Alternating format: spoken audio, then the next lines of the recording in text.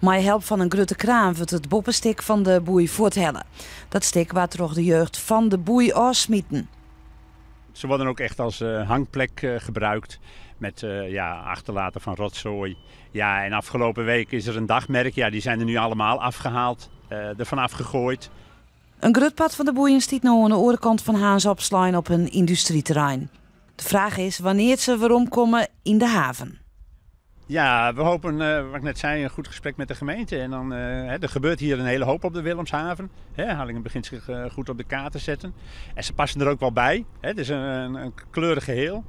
Dus ja, ik hoop dat we weer straks even een positieve draai eraan kunnen geven. Nou ja, de eigenaar heeft nu het besluit genomen om ze weg te halen, om ze veilig te stellen. En ik denk dat we als gemeente op hele korte termijn met hem in gesprek moeten gaan. Van, kunnen we hier ook een mouw op aanpassen? Kunnen we toch die dingen met elkaar etaleren hier in de Willemshaven op een manier die verantwoord is?